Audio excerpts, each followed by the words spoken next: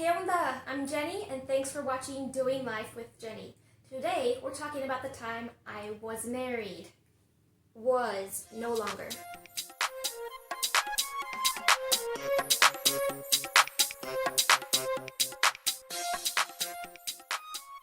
So once upon a time ago when I was 19, I would go dancing at this place called La Mexicana, and they would put on regional Mexican music, and I just love to dance. So I went there and I met a guy. Wasn't necessarily interested, but he was fun to talk to. He gave me his phone number. But little did I know he already had a girlfriend. So he didn't give me his phone number, he gave me his roommate's phone number. So when I called and I asked for, we'll call him Roberto, Jorge answered. We'll call my ex Jorge, using fake names to obviously protect their identity. So I started asking Jorge, hey, do you go dancing at La Mexicana too?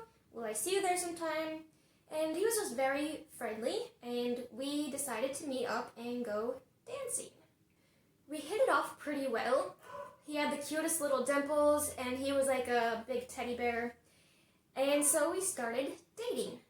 And it seemed like we had a lot in common as far as values and interest, and I really liked practicing my Spanish with him, so it was nice that we could communicate in two languages. So we had started dating pretty soon before Memorial Day, which is in May, and come October, my cousin got married, and I was the one that caught the bouquet at the reception. And while my cousin was away at her honeymoon, we'll call him Jorge, right? Jorge proposed. But he kind of proposed on accident, sort of. We were at the gas station, and while I was waiting for him to pump the gas, I was just, for whatever reason, looking in the little armrest compartment, and there was a little gift box about that size. And when he got back in, I'm like, hey, Jorge, what is this? He's like, oh, don't worry about it. I'm like, no, what is it?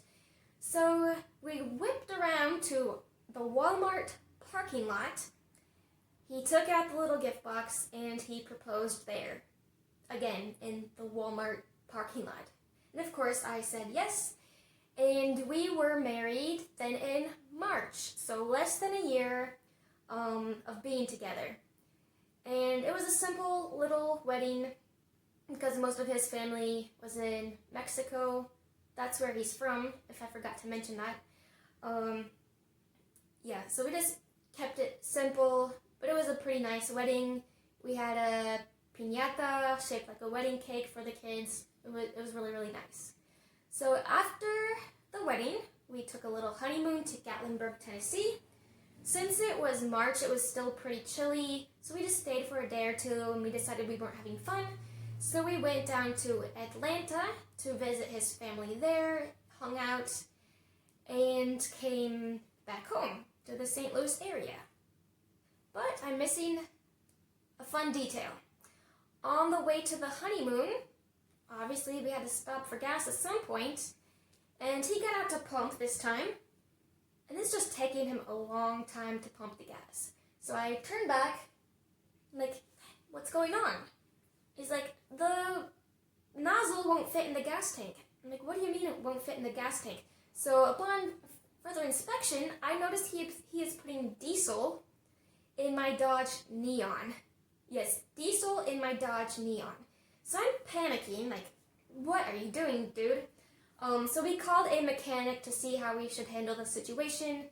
The mechanic said, it's not a big deal, just drive a little bit, and once you've used up about a quarter tank of gas, or diesel rather, stop and fill it up with gasoline. Then let it drop another quarter, fill it up with gas, so eventually you're replacing the diesel with the gasoline. Oh yeah, that car died. The transmission went out maybe 2 years later, and after that incident, it would kind of go, and it would kind of stutter, and go, and kind of stutter.